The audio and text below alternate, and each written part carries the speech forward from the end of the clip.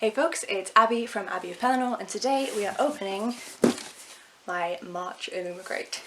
So this arrived a little bit earlier today. My parents were visiting for Mother's Day. It's Mothering Sunday this weekend in the UK.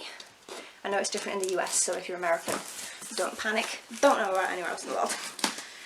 But yes, so the Illumicrate box arrived, and I am so excited to open it. Excited enough that it's being done in the living room. Also, this is the new Illumicrate box. I think it's really cute. It's not too different to the old one. The bottom's where my address is, and it doesn't seem to have anything on it anyway. But yeah, I like the new design. So, I know that the book in this is going to be gallant by these, so let's see what everything else is. First up on top we have the theme, A Life of Its Own. Next month's theme, which is Nothing But Thieves for April.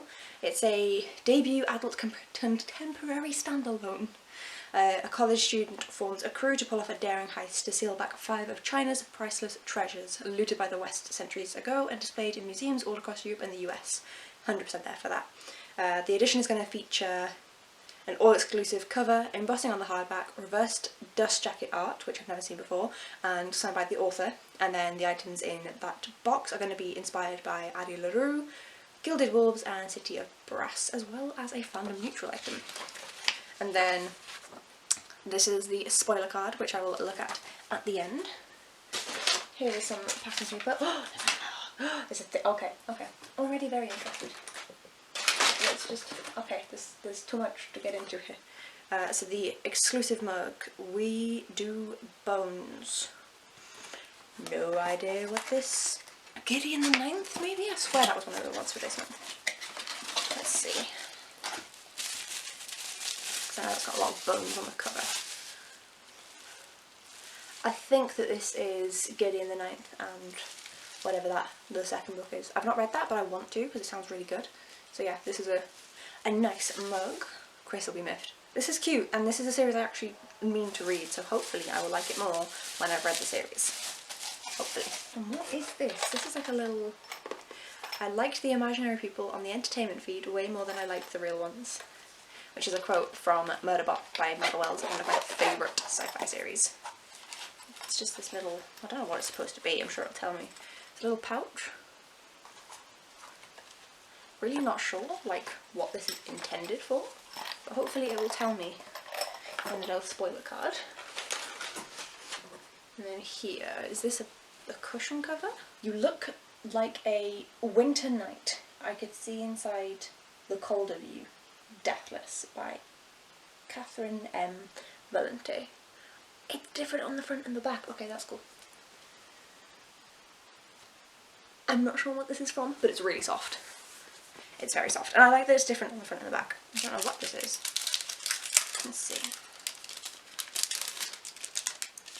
At the minute it's giving me the same vibes as the Gothtober keyrings. This is cute. Housekeeping and breakfast not included, so it's like your little keyring for the hotel. I have never watched nor read Howl's Moving Castle. I've heard many wonderful things about it, but I've not watched or read it, so I'm sure this would mean a lot more to me if I had. I've been getting through a lot of old classics recently, so, but it's cute. I love the concept. Like, even though I've not read it, I do love the concept, and I'm sure that the fact that it's a star means something.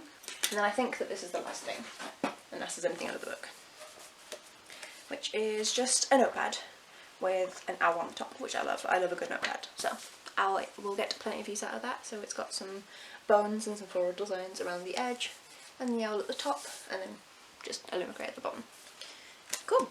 And then we have the book. There is indeed nothing more underneath there, and I know what the book is already, so let's...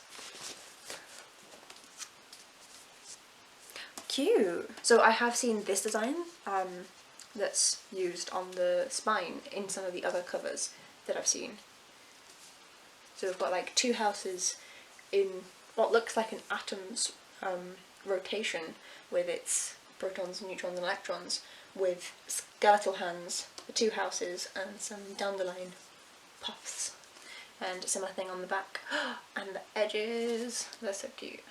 So it's got sprayed edges all around, and it is roses and thorns as well as the combined houses. What's underneath? Ooh, okay. So there's no under dust jacket art.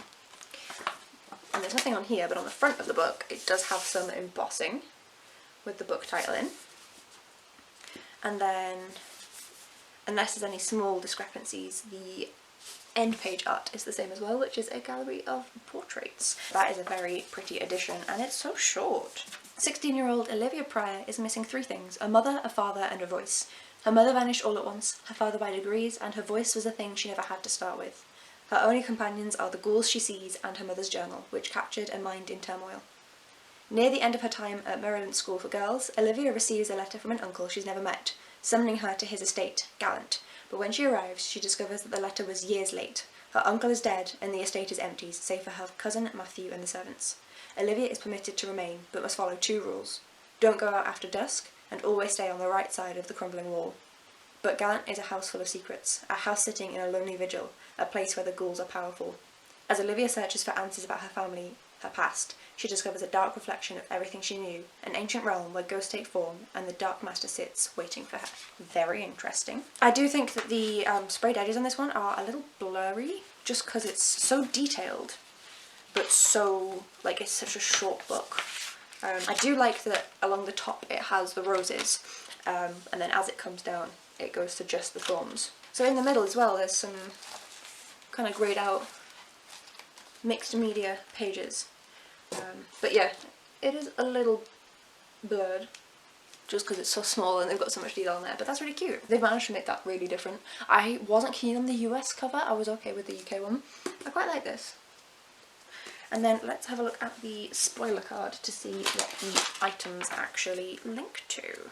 So the We Do Bones mug is indeed Gideon the Ninth, as I guessed from these 2 here.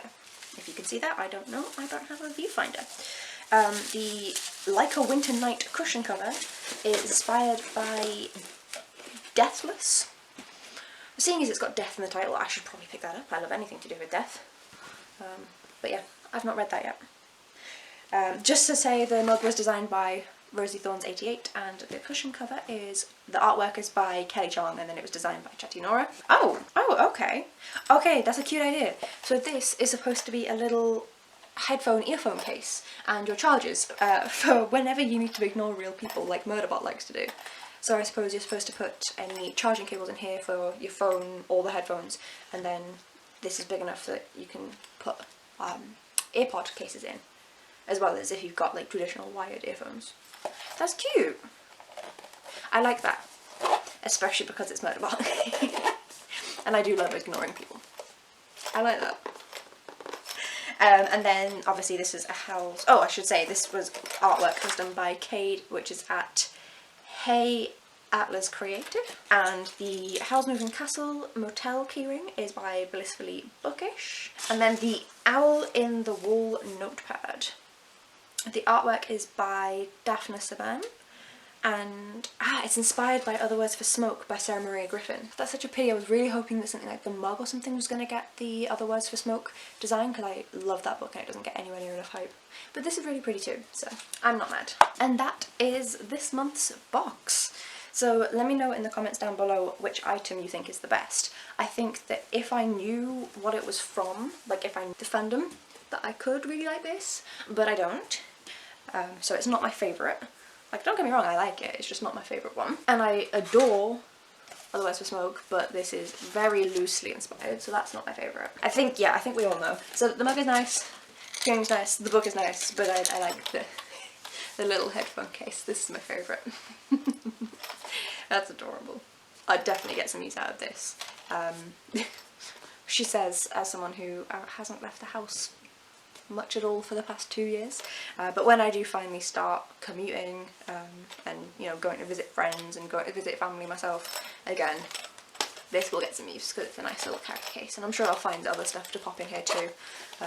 Maybe like little bits and pieces for my Switch if I take that with me, or you know, some like little sticky notes for me to annotate in my books. So yeah, cute. This is my favourite, just because it's Murderbot.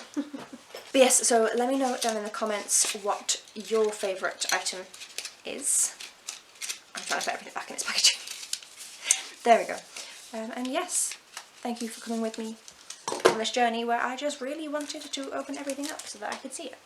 Thank you so much for watching, folks, and I will see you in the next one.